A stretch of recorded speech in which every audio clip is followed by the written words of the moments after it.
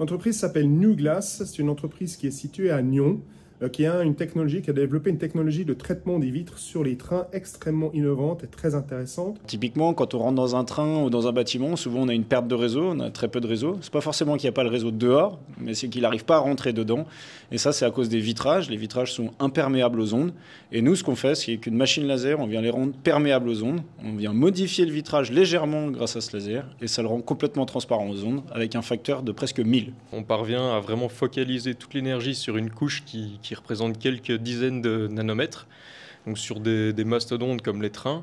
Et c'est vraiment un grand défi technologique qu'on arrive à maîtriser comme ça, avec toute une suite de capteurs. Avec le prix de la région de Nyon, on va maintenant développer cette solution pour le bâtiment. Aujourd'hui, on est très présent dans le ferroviaire, mais là, on va développer la solution pour le bâtiment et ça va participer à délivrer ce service. Il suffit d'imaginer, je ne sais pas, une ville comme Manhattan, Zurich, Londres, le nombre de bâtiments qui ont des vitres en double vitrage et qui potentiellement ont un problème de connectivité. Et c'est une problématique qu'on rencontre aux quatre coins de la planète, que ce soit en Europe, aux États-Unis, en Asie, en Amérique latine. Tout le monde a ce problème-là. Il y a également un coup de cœur qui a été décerné cette année. Oui, c'est une nouveauté. Ce n'est pas un prix en tant que tel, ce n'est pas une attribution sous forme d'argent, mais c'est vrai que le jury a trouvé qu'une de ces entreprises, une de ces candidats, toitvert.ch, nous avons voulu mettre ceci en lumière parce que c'est aussi un très joli projet qui s'inscrit aujourd'hui dans la durabilité. C'est une solution de végétalisation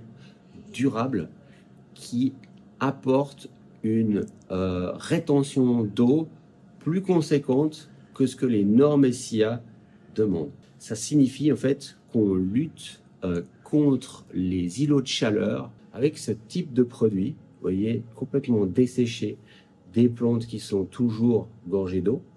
On se retrouve avec une mise en place à nouveau qui permet absolument d'être le plus efficient possible dans un moindre temps donné et puis surtout ensuite de ne plus avoir besoin d'entretien.